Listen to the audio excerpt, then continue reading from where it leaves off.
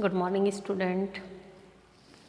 BA BSc first year geography की कक्षा में आप सभी का हार्दिक स्वागत है। हम बात करेंगे आज महासागरीय धाराओं की। किसकी बात करेंगे? महासागरीय धाराओं की। देखिए क्या होते हैं, जिस प्रकार से पवनें चलती हैं उसी प्रकार से महासागर में क्या चलती हैं? धाराएं चलती हैं। सागर तल की विशाल जल राशि की एक निश्चित दिशा में होने वाली सामान्य गति को हम क्या बोलते हैं? महासागरीय धारा। किसे कहेंगे हम? सागर तल की विशाल जल राशि की एक निश्चित दिशा में होने वाली सामान्य जो गति है उसको हम बोलेंगे, क्या कहेंगे हम उसको? महासागरीय धाराएं। धाराओं की जो गति होती है आकार तथा दिशा में पर्याप्त अंतर पाया जाता है। उसके आकार तथा दिशा में पर्याप्त अंतर पाया जाता है कि महासागरीय अगर धाराओं की अगर हम बात करें, सागर तल की विशाल जल राशि की एक निश्चित दिशा में प्रवाहित होने वाली सामान्य गति को हम क्या कहेंगे? महासागरीय धाराएं। कि सागर तल पर विशाल जल राशि को एक निश्चित दिशा में होने वाली सामान्य गति को हम क्या बोलते हैं? महासागरीय धाराएं। कि जो धारा है महासागर में चलती है, एक निश्चित दिशा में चलती है, इसलिए सामान्य गति में चलती है, इसलिए हमने क्या कहा? उसको महासागरीय धाराएं। देखिए इसमें दो तीन चीज़ें होती हैं। एक प्रवाह होता है, एक प्रवाह, एक होती है धारा, सही है, और एक होती है विशाल धारा जिसको हम स्ट्रीम बोलते हैं। इन तीनों में अंतर क्या है? इसको बोलते हैं ड्रिफ्ट, DRIFT। धारा को करंट, और विशाल जो धारा होती है उसको बोलते हैं हम क्या बोलते हैं? स्ट्रीम। प्रवाह हम किसे कहेंगे? कि जब पवन वेग से प्रेरित होकर सागर की सतह का जल क्या होता है? आगे की ओर अग्रसर हो जाता है, तो उसको हम क्या बोलते हैं? प्रवाह बोलते हैं। कि सागर का कोई भी भाग है जल के संपर्क में आता है, जैसे ही पवन चलती है उस ऊपर वाले जल को बहा ले जाती है तो जल आगे की ओर बढ़ जाता है। तो इस प्रकार की जो स्थिति होती है उसको हम क्या बोलते हैं? प्रवाह। कि जैसे ही पवन बढ़ी, पवन का वेग बढ़ने से सागर सतह का जल आगे की ओर अग्रसर हो जाता है, जिसको हम क्या बोलते हैं? प्रवाह बोलते हैं। इसकी गति कैसी होती है? मंद होती है, और केवल ऊपरी जो जल है वह आगे बढ़ जाता है। ठीक है, नीचे गहराई तक का जल आगे नहीं बढ़ता है, केवल जो ऊपरी जल है वह आगे बढ़ जाता है। एग्जाम्पल दें हम, दक्षिणी तथा उत्तरी एटलांटिक प्रवाह। दक्षिणी तथा उत्तरी एटलांटिक प्रवाह। जब हम आगे धाराएं पढ़ेंगे कि कौन सी धारा कहाँ से निकलती है, गर्म धारा है, ठंडी धारा है, उसमें ये दक्षिणी एटलांटिक धारा आएगी। दूसरी बात करें किसकी? धारा की। जब सागर का जल एक निश्चित सीमा के अंतर्गत एक निश्चित दिशा की ओर तीव्र गति से अग्रसर होता है, जब सागर का जल एक निश्चित दिशा में एक निश्चित दिशा की ओर, सीमा के अंतर्गत एक निश्चित दिशा की ओर तीव्र गति से आगे अग्रसर होता है, तो उसे हम क्या बोलते हैं? धारा बोलते हैं। इसमें प्रवाह जो होता है वह अधिक होता है। एल नीनो क्या है? धारा है। प्रवाह की गति अधिक पाई जाती है, एक निश्चित दिशा में क्या होती है? वह प्रवाहित होती है। विशाल धारा की बात करें, विशाल धारा जिसको हम क्या बोलते हैं? इंग्लिश में स्ट्रीम बोलते हैं उसको। जब सागर का अत्यधिक जल, जब सागर का, देखो विशाल धारा, धारा का विशाल रूप, जब सागर का अत्यधिक जल धरातल की नदियों के समान एक निश्चित दिशा में गतिशील होता है, जिस प्रकार नदी बहती है उनमें उतना ही जल होता है, उसी प्रकार से एक निश्चित दिशा में गतिशील होता है, तो उसे हम क्या बोलते हैं? उसे हम स्ट्रीम या विशाल धारा कहते हैं। इसकी गति प्रवाह तथा धारा दोनों से क्या पाई जाती है? अधिक पाई जाती है। इसकी गति प्रवाह और धारा इन दोनों से अधिक पाई जाती है। देखिए जब पवन चलती है, पवन के वेग से क्या होता है? इसमें ऊपरी भाग का जो जल है वह आगे बढ़ जाता है, वेग क्या होता है? कम होता है, जिसके कारण उसको नाम क्या दिया? प्रवाह। दूसरी है धारा। कि धारा में क्या था? कि सागर का जल एक निश्चित सीमा के अंतर्गत एक निश्चित दिशा की ओर तीव्र गति से अग्रसर होता है, इसमें तीव्र गति से अग्रसर होता है और इसमें विशाल रूप में आगे बढ़ता है। और इसकी जो विशाल धारा की जो गति होती है, प्रवाह और धारा दोनों से क्या पाई जाती है, अधिक पाई जाती है। धारा की बात करें, विशाल धारा की, गल्फ स्ट्रीम, जब हम अंध महासागर की धाराएं पढ़ेंगे तब ये गल्फ स्ट्रीम आएगा। तो सागर का जल जो सदैव है, क्या सदैव या सदा गतिशील रहता है। सनमार्गी पवनों का जो प्रवाह है, प्रवाह के ताप तथा घनत्व में अंतर के कारण, वर्षा की मात्रा के कारण तथा पृथ्वी की परिभ्रमण गति के कारण जो सागरीय जल है उसमें संचलन पाया जाता है। और पृथ्वी की परिभ्रमण गति, ताप में भिन्नता, घनत्व में भिन्नता, इन सभी के कारण क्या पाई जाती है, ये सभी कारक ऐसे हैं जो धाराओं को जन्म देने में सहायक होते हैं। अब महासागर में जो धाराएं चलती हैं वो किस कारण से चलती हैं, आज हम उनकी बात करेंगे। कारण क्या है कि महासागर में जो धाराएं चलती हैं, महासागरीय धाराओं की उत्पत्ति के कारण, महासागरीय धाराओं की उत्पत्ति के कारण कि कौन कौन से कारण हैं जिसके कारण महासागर में क्या है, धाराएं चलती हैं। धाराओं की उत्पत्ति के कारण, कारण या कारक एक ही बात है कि महासागर में जो धाराएं चलती हैं वो किस कारण से चलती हैं, आज हम उनकी बात करेंगे। फर्स्ट है स्थायी पवने। फर्स्ट क्या है, स्थायी पवने। देखिए क्या है, आपने सुना होगा ये सनमार्गी पवने, ये पछुआ पवने, इनको व्यापारिक पवने बोलते हैं, और ये ध्रुवीय पवने। सही है, ये दोनों पवने सनमार्गी पवने भी बोल सकते हैं हम इनको, दूसरा क्या बोलते हैं, व्यापारिक पवने।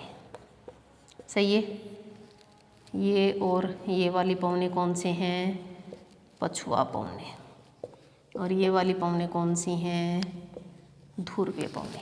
अब देखिए पवने कौन सी हमारे, स्थायी पवने। स्थायी पवने यही हैं, यहाँ पर व्यापारिक पवने, सनमार्गी पवने, फिर पछुआ पवने, फिर ध्रुवीय पवने, दोनों गोलार्धों में इसी प्रकार से क्या पाई जाती हैं, पवने पाई जाती हैं। जो स्थायी पवने होती हैं प्रत्यक्ष तथा अप्रत्यक्ष रूप से क्या करती हैं, धाराओं को जन्म देती हैं। जो पवने होती हैं वो क्या होती हैं, स्थायी पवने होती हैं, प्रत्यक्ष तथा अप्रत्यक्ष रूप से धाराओं को जन्म देती हैं, क्योंकि विश्व की अधिकांश जो धाराएं हैं वो प्रचलित पवनों का अनुसरण करती हैं। इन्हीं स्थायी पवनों का क्या करती हैं, वो अनुसरण करती हैं। देखिए पवने मैं पहले आपको पढ़ा चुकी हूँ, वायुदाब भी पढ़ा चुकी हूँ, उसका कारण यही था ताकि आप इन चैप्टर्स को अच्छे से समझ सको। तो जो पवने होती हैं वो क्या करती हैं, जो प्रचलित पवने हैं, विश्व की जितनी भी धाराएं चलती हैं वो प्रचलित पवनों का अनुसरण करती हैं। अब हिंद महासागर की अगर हम धाराओं की बात करें, 6 महीने किधर से किधर चलती हैं, 6 महीने मानसून की दिशा में परिवर्तन के साथ ही अपनी दिशा में भी परिवर्तन कर लेती हैं। हिंद महासागर में जो धाराएं चलती हैं, जैसे ही मानसून पवनों की स्थिति में परिवर्तन आता है तो हिंद महासागर में चलने वाली धाराओं में भी क्या पाया जाता है, परिवर्तन पाया जाता है। 6 महीने जिस प्रकार से मानसून पवनों में 6 महीने में अपनी दिशा परिवर्तन कर लेती हैं, उसी प्रकार से महासागर में जो धाराएं चलती हैं उनकी भी दिशा में क्या पाया जाता है, परिवर्तन पाया जाता है। दूसरी बात करें, उष्ण कटिबंध में व्यापारिक पवने चलती हैं। व्यापारिक पवने महासागरों में पश्चिम की ओर चलने वाली धाराएं उत्पन्न कर देती हैं। देखिए महासागर में कौन सी पवनें चलती हैं, व्यापारिक पवनें चलती हैं। उष्ण कटिबंधीय क्षेत्र में, ये कौन सा है, उष्ण कटिबंधीय क्षेत्र है, कौन सी पवनें चल रही हैं, व्यापारिक पवनें। तो ये कह रहे हैं कि व्यापारिक जो पवनें हैं वो क्या करती हैं, महासागर में पश्चिम की ओर क्या कर देती हैं, धाराएं चलना प्रारंभ कर देती हैं, उत्पन्न कर देती हैं। कारण क्या है, इधर ईस्ट वेस्ट, ये पवनें किधर चल रही हैं, पश्चिम की ओर चल रही हैं। तो जो धाराएं हैं वो भी किधर चलती हैं, पश्चिम की ओर चलती हैं। शीतोष्ण क्षेत्रों की बात करें, उसमें धाराएं किधर चलेंगी, पूर्व की ओर चलेंगी। देखिए धाराओं का क्रम क्या रहेगा, इस क्षेत्र में ऐसे और इस वाले क्षेत्र में ऐसे, इस वाले क्षेत्र में इस प्रकार से धाराएं बहेंगी, फिर ये वापस ऐसे आ जाएंगी। अब ये वाली इधर है, आपको पता है कोरियालिस बल लगता है तो ये किधर घूमेगा, इधर चली जाती है। तो ये क्रम पाया जाता है धाराओं का, महासागरों की जो स्थिति है उसमें ये वाला क्रम पाया जाता है। अब यहाँ तो ये किधर आ जाएंगी, पश्चिम की ओर आ जाएंगी, लेकिन जैसे ही शीतोष्ण क्षेत्र में आएंगी इनकी दिशा कैसी हो जाएगी, पूर्व हो जाएगी, क्योंकि पवनें किधर चल रही हैं, पूर्व की ओर चल रही हैं। तो इन क्षेत्रों में जो पवने धाराएं चलती हैं उनकी स्थिति में क्या आ जाता है, परिवर्तन पाया जाता है। जैसे ही शीतोष्ण कटिबंधीय क्षेत्र में पछुआ हवाओं के संपर्क में आएंगी तो धाराएं भी उनके साथ ही बहना प्रारंभ कर देती हैं। पछुआ पवने हैं उसमें पश्चिम से पूर्व की ओर, देखिए इधर पश्चिम है इधर पूर्व है, लेकिन अगर बात करें कि व्यापारिक पवनों के संपर्क में अगर महासागरीय धाराएं आती हैं तो पूर्व से पश्चिम की ओर बहती हैं, लेकिन अगर पछुआ पवनों के संपर्क में अगर महासागरीय धाराएं आती हैं तो वो पश्चिम से पूर्व की ओर बहना प्रारंभ कर देती हैं। कारण क्या है, प्रचलित पवने, स्थायी पवने, और इन पवनों के संपर्क में आकर इन जो धाराएं हैं, महासागर में चलने वाली जो धाराएं हैं, उनमें भी क्या पाए जाती हैं, परिवर्तन पाए जाते हैं। दूसरी बात करते हैं, दूसरा है तापमान में भिन्नता। महासागरीय धाराओं की एक बात और बताती हूँ उससे पहले आपको। भूमध्य रेखा है, गर्म जल धारा, ध्रुव है, ठंडी जल धारा, सही है। इधर से ठंडी आती हैं, इधर से गर्म जाती हैं, सही है। ये ठंडी इधर आएंगी, गर्म इधर जाएगा, इस प्रकार से एक सर्कल बन जाता है ऐसे कि ये वाली तो जो गर्म है वो ध्रुव की ओर जाएंगी, ध्रुव वाली जो ठंडी है वो कहाँ आती हैं, भूमध्य सागर की ओर आती हैं। तो तापमान में अंतर पाया जाता है। आप सभी जानते हैं उष्ण कटिबंधीय क्षेत्र है, गर्म जल धाराएं मिलेंगी। जैसे जैसे हम ऊपर की तरफ बढ़ते जाएंगे, ध्रुवों की तरफ बढ़ते जाएंगे, तो जो धाराएं हैं उनके तापमान में क्या पाई जाती हैं, कमी पाई जाती है। बर्फ़ के टुकड़े सागर जल में गिर जाते हैं जिसके कारण जो धाराएं हैं तापमान कम पाया जाता है, जिसके कारण जो धाराएं हैं वो किस प्रकार की मिलेंगी, ठंडी जल धाराएं। यही स्थिति इस प्रकार से इधर रहती है। यहाँ आपने एक चीज़ और सुनी होगी, वायुदाब जब पवने सुनाया था मैंने, फेरल का नियम बताया था कि उत्तरी गोलार्ध में किधर मुड़ेंगी, दाहिनी, और दक्षिणी गोलार्ध में बाहिनी ओर मुड़ जाएंगी। तो ये जो पवने हैं, पवनों के साथ ही जो धाराएं हैं उनमें भी क्या पाया जाता है, उसी प्रकार से अंतर देखने को मिलता है। तो गर्म ठंडे की ओर आकर्षित होता है और ठंडा गर्म की ओर। अब ये गर्म है, ये इधर नीचे आएगा, इधर जो ठंडा है वो कहाँ चला जाएगा, गर्म क्षेत्रों की ओर बहना प्रवाहित हो जाता है। क्योंकि जब तापमान में कमी या वायुदाब में कमी या अधिकता पाई जाती है, आप सभी जानते हैं, एक बाउल में आप बर्फ़ लें, दूसरे में गर्म पानी लें, थोड़े से समय बाद पानी नॉर्मल हो जाएगा और बर्फ़ पिघल कर किस में कन्वर्ट हो जाएगी, पानी में, क्योंकि जो ऊष्मा है उसमें संचलन चलता रहता है। तो उसी प्रकार से इन धाराओं में भी इसी प्रकार से चलता है, जो गर्म है वह ठंडे की ओर, जो ठंडी है वह गर्म की ओर आकर्षित होती रहती है। नेक्स्ट बात करी हमने तापमान में भिन्नता। सेकेंड पॉइंट क्या है, तापमान में भिन्नता। क्या महासागरीय धाराओं के चलने का एक मुख्य कारण तापमान में भिन्नता भी पाई जाती है? बिल्कुल सही बात है। आपने देखा होगा कि कभी भी आप पानी गर्म करते हो, पूरा पानी एक साथ गर्म होता है, एक साथ ठंडा होगा। तो जो तापमान में अगर भिन्नता की बात की जाए, उष्ण सागरों में जो जल का घनत्व है, जल का घनत्व तापमान ऊंचा रहने से क्या हो जाता है, घट जाता है तथा जल हल्का होकर फैल जाता है। उष्ण कटिबंधीय क्षेत्रों की अगर बात करें, सूर्य का जो प्रकाश आएगा, जल गर्म होगा, जल गर्म होगा तो क्या होगा, फैलेगा। जबकि तापमान गिरने से जल का घनत्व क्या हो जाता है, जैसे ही ठंडा होगा जल का घनत्व क्या हो जाता है, अधिक हो जाता है। तापमान गिरने से भारी तथा ठंडा जल संकुचित होकर क्या हो जाता है, नीचे बैठने लग जाता है तथा जिस कारण जो गर्म जल धारा के रूप में ठंडे प्रदेशों की ओर प्रवाहित होने लगती हैं। उत्तरी गोलार्ध बनाया हमने, यहाँ गर्म जल है, यहाँ ठंडा जल है, सही है।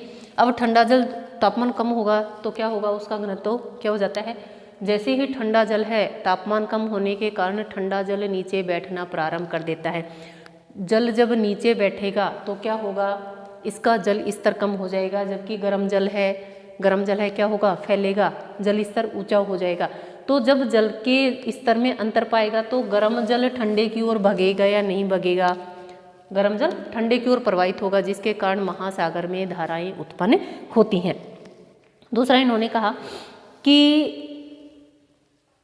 इसके विपरीत ठंडे भागों का जल गर्म भागों की ओर आकर्षित होता है। ठंडे भाग का जो जल है वह गर्म की ओर आकर्षित होगा और ठंडा गर्म की ओर। उत्तरी ध्रुव प्रदेशों में एक धारा चलती है, कौन से में, अंध महासागर में, लैब्राडोर की ठंडी धारा दक्षिण की ओर प्रवाहित होती है। जबकि जो गल्फ स्ट्रीम है वह किधर प्रवाहित होती है, उत्तरी ठंडे भागों की ओर प्रवाहित होती है। अंध महासागर की जब हम धाराएं पढ़ेंगे उसमें बात करेंगे, जो गल्फ स्ट्रीम है वो भूमध्य रेखा से इधर आगे की तरफ बढ़ती है, लेकिन जो लैब्राडोर की जो ठंडी धारा है वो कहाँ आती है, भूमध्य सागर की ओर प्रवाहित होती है। कारण क्या है, तापमान में विभिन्नता। तापमान में विभिन्नता के कारण घनत्व में विभिन्नता आती है, और जिसके कारण जो महासागर में जो धाराएं हैं वो चलना प्रारंभ हो जाती हैं। नेक्स्ट बात करते हैं जल का खारापन। जल का खारापन, देखिए आपने देखा होगा कि खारेपन की मात्रा कहीं अधिक पाई जाती है, कहीं कम पाई जाती है। जितने भी महासागर हैं, हमने पिछली क्लास में लवणता की भी बात की थी, तो उसमें बताया था कि जो महासागरीय लवणता है कहाँ पर अधिक पाई जाती है, कहाँ पर कम पाई जाती है। तो अधिक खारे जो जल होते हैं उनका घनत्व भी क्या पाया जाता है, अधिक पाया जाता है, जबकि कम खारे जल का घनत्व भी क्या पाया जाता है, कम पाया जाता है। अधिक घनत्व वाला जल नीचे बैठ जाता है। जैसे ही जल का घनत्व बढ़ेगा उसमें लवणता की मात्रा बढ़ेगी, जल कहाँ नीचे बैठना प्रारंभ हो जाता है, और अपने घनत्व को समान बनाए रखने के लिए कम घनत्व वाले स्थानों से जल अधिक घनत्व वाले स्थानों की ओर प्रवाहित होना प्रारंभ हो जाता है, जिसके कारण भी महासागरीय धाराएं, इन महासागरीय धाराओं की उत्पत्ति होती है। दूसरा इन्होंने कहा, इस तरह की जो धाराएं हैं खुले तथा बंद सागरों के मध्य चला करती हैं, क्योंकि आप सभी जानते हैं कि बंद सागरों में जो घनत्व है वह अधिक पाया जाता है, क्योंकि नदी का ताज़ा जो नदी है, नदी का जल उसको ताज़ा जल उसको उपलब्ध नहीं होता है, जिसके कारण बंद जो सागर होते हैं उनका जो खारापन है वह अधिक पाया जाता है। यही कारण है कि खुले तथा बंद सागरों के मध्य इस प्रकार की धाराएं प्रवाहित होती हैं। अटलांटिक महासागर अपेक्षाकृत कम खारा है, जबकि जिब्राल्टर जल डमरू मध्य से होकर रूम सागर की ओर बहने वाली धारा, उसका भी यही कारण है, क्योंकि जो अटलांटिक महासागर है उसका जो जल है कम खारा पाया जाता है, जिब्राल्टर जल डमरू मध्य है उसका जो खारापन है अधिक पाया जाता है, जिसके कारण खुले सागरों से बंद सागरों की ओर धाराएं बहना प्रारंभ हो जाती हैं। नेक्स्ट बात करते हैं, इसी तरह की धाराएं लाल सागर और अरब सागर के मध्य भी पाई जाती हैं, क्योंकि लाल सागर की जो लवणता है वो क्या है, लाल सागर अधिक खारा है, जबकि अरब सागर है उसके जो खारापन है वह कम पाया जाता है, जिसके कारण भी अरब सागर और लाल सागर के मध्य इसी प्रकार की क्या पाई जाती हैं, धाराएं उनमें चलती हैं। चौथी बात करते हैं महाद्वीपों का आकार। महाद्वीपों का आकार,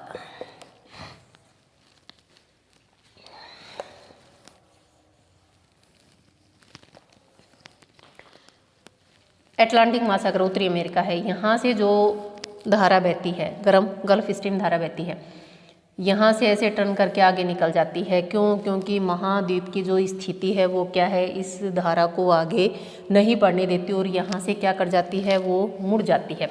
तो जो महाद्वीपों का आकार है वो भी क्या करता है जो महाद्वीपों का आकार है वो भी क्या करता है, इसको प्रभावित करता है कि महासागर में जो धाराएं चलती हैं इसकी दिशा को भी महाद्वीपों का आकार प्रभावित करता है। कारण क्या है, देखिए कि धाराओं की प्रवाह की दिशा में महाद्वीपों के आकार तथा बनावट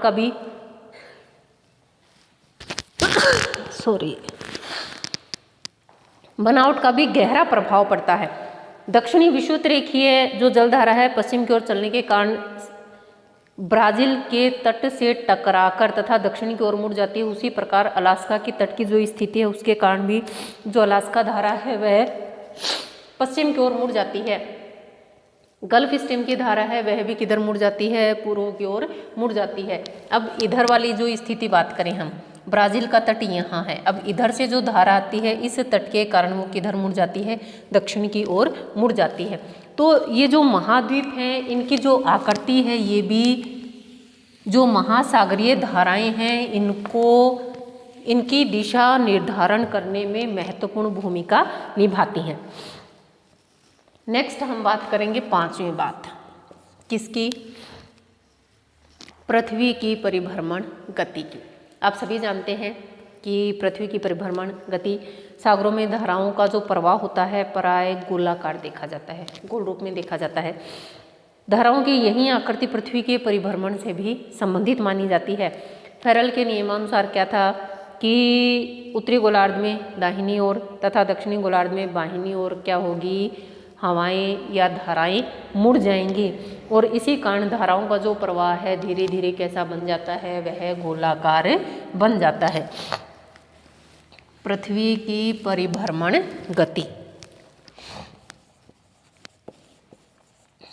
पृथ्वी की परिभ्रमण गति, कारण क्या था पृथ्वी की परिभ्रमण गति का, कि उन्होंने बताया कि आप सभी जानते हैं जिस प्रकार से हवाओं की दिशा में परिवर्तन पाया जाता है, फेरल का एक नियम था कि उत्तरी गोलार्ध में पवनें दाहिनी और दक्षिणी गोलार्ध में बाहिनी ओर मुड़ेंगी। क्यों? गुरुत्व बल के कारण, कोरियालिस बल के प्रभाव के कारण, जिसके कारण जो हवाएं हैं उनकी दिशाओं में विक्षेप उत्पन्न हो जाते हैं। उसी प्रकार से जो धाराएं हैं वो भी उत्तरी गोलार्ध में दाहिनी ओर तथा दक्षिणी गोलार्ध में बाहिनी ओर मुड़ जाती हैं। और लास्ट हम बात करेंगे तलीय आकृति की। कौन सी? तलीय आकृति। देखिए, जिस प्रकार से पर्वत पठार मैदान स्थल भाग पर पाए जाते हैं, उसी प्रकार से जो महासागर है उसके नीचे की हमने बात की थी मकन तट, मकन ढाल, गहन सागरीय मैदान और गर्तें। उसी प्रकार से महासागर के जो निचले भाग हैं वो भी उबड़ खाबड़ पाए जाते हैं। कह सकते हैं कि हम जो सागर के नीचे धरातल है वह समान नहीं पाया जाता है। अब कोई धारा बह रही है और बीच में कोई कटक आ गई, क्या होगा? अवरोध उत्पन्न होगा या नहीं होगा? बिल्कुल होगा। सही है।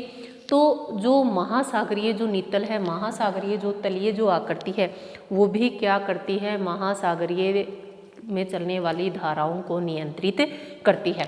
अब आपने देखा होगा कि कोई भी कटक बनी हुई है, जैसे हिंद महासागर में कोई कटक बनी हुई है, तो जैसे ही धारा बहेगी तो उसमें अवरोध उत्पन्न होगा या नहीं? जैसे ही अवरोध उत्पन्न होगा, क्या होगा? अवरोध उत्पन्न होने से धाराओं की दिशा में परिवर्तन पाया जाता है।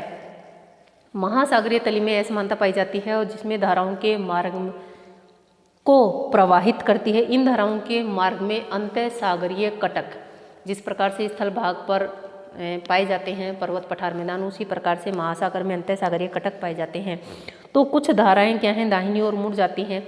जैसे हमने बात करी गल्फ स्ट्रीम की, ये हमारी गल्फ स्ट्रीम है। किधर मुड़ गई? किधर मुड़ गई? आगे मुड़ गई। तो जो गल्फ स्ट्रीम है दाहिनी ओर मुड़ जाती है और इसी कारण उत्तरी जो विषुवत-रेखीय जो धारा है मध्य अटलांटिक कटक को पार करके दाहिनी ओर मुड़ जाती है। यहाँ तो इधर पार कर गई, लेकिन आगे जो आएगी तो वो कह सकते हैं इसी गोलाकार रूप में प्रवाहित हो जाती है, क्योंकि इसके अंध महासागर के बीचों बीच में क्या पाई जाती है? अंतःसागरीय कटक पाई जाती है, जो क्या करती है? महासागरीय धाराओं को भी नियंत्रित करने का कार्य करती है। जिस प्रकार से सागर स्थल भाग पर पर्वत है, पठार है, मैदान है, विभिन्न आकृतियाँ पाई जाती हैं, उसी प्रकार से जो तलीय आकृति है उस पर भी अलग अलग प्रकार की स्थलाकृतियाँ, अलग अलग प्रकार की आकृतियाँ पाई जाती हैं। जैसे अंध महासागर की बात करें, अंतःसागरीय कटक पाए जाते हैं, जिसके कारण महासागर की जो धाराएं हैं उनकी दिशा में परिवर्तन पाया जाता है। ये कुछ पॉइंट थे जो क्या करते हैं? महासागरीय जो धाराएं हैं उनको प्रभावित करते हैं। कि महासागरीय जो धाराओं की उत्पत्ति तो हो जाती है, लेकिन बहुत सारे ऐसे कारक हैं जो क्या करते हैं? उनको प्रभावित करते हैं। अब जैसे पवनें हैं, महासागरीय धाराओं को प्रभावित कर रही हैं। जिस प्रकार से पवनें चलेंगी, महासागरीय धारा भी क्या करती हैं? उन्हीं पवनों का अनुसरण करती हैं। तो यही कारण है कि जो पवनें हैं वो महासागरीय धाराओं का क्या करती हैं? अनुसरण करती हैं और महासागर में धाराएं चलना प्रारंभ हो जाती हैं। तापमान की भिन्नता लगा लीजिए, दाब की भिन्नता लगा लीजिए, घनत्व की भिन्नता, लवण की मात्रा, लवण में खारेपन की मात्रा, जल का स्तर की बात करें, खुले महासागर, बंद महासागर, और ये सब कारण पृथ्वी की परिभ्रमण गति, तलीय आकृति, ये क्या हैं? ये सारे ऐसे कारक हैं जो महासागरीय धाराओं को क्या करते हैं? प्रभावित करते हैं। और अब नेक्स्ट हम बात करेंगे नेक्स्ट क्लास में कौन से महासागर में कौन कौन सी धाराएं चलती हैं। उनको अलग अलग क्षेत्रों में अलग अलग नामों से जाना जाता है। गर्म कौन सी है, ठंडी कौन सी है। गर्म की बता दूं, भूमध्य रेखा से जितनी भी धाराएं चलेंगी वो सारी गर्म होंगी। ध्रुवीय प्रदेशों से जितनी भी धाराएं भूमध्य रेखा की तरफ आएंगी वो कैसी होंगी? ठंडी होंगी। तो गर्म ठंडे की ओर आकर्षित होता है और ठंडा गर्म की ओर। तो जिसके कारण तापमान में, दबाव में, तापमान में जो भिन्नता पाई जाती है उसमें क्या पाई जाती है, कमी पाई जाती है। ये था आज का आपका टॉपिक, महासागरीय धाराओं की उत्पत्ति के कारण। बहुत सारे कारक हैं जिसके कारण महासागर में धाराएं उत्पन्न होती हैं। एक मुख्य कारण इसका ये भी है, जिस प्रकार से पृथ्वी परिभ्रमण करती है, स्थल भाग तो उसके साथ साथ घूम जाते हैं लेकिन जलीय भाग उसका अनुसरण नहीं कर पाता है और जल अपनी एक अलग गति में प्रवाहित होने लगता है, जिसके कारण भी जो महासागरीय धाराएं हैं वो उत्पन्न होती हैं। ठीक है, आज के लिए इतना ही। आज आप मुझे बताएंगे कि कोई भी एक एग्जाम्पल बताएंगे, प्रवाह और धारा में अंतर बताएंगे आप मुझे। ठीक है, और महासागरीय धाराओं को प्रभावित करने में पृथ्वी की परिभ्रमण जो गति है उसकी क्या भूमिका है, इसके बारे में आप मुझे बताएंगे। आज के लिए इतना ही, मिलते हैं नेक्स्ट क्लास में। धन्यवाद।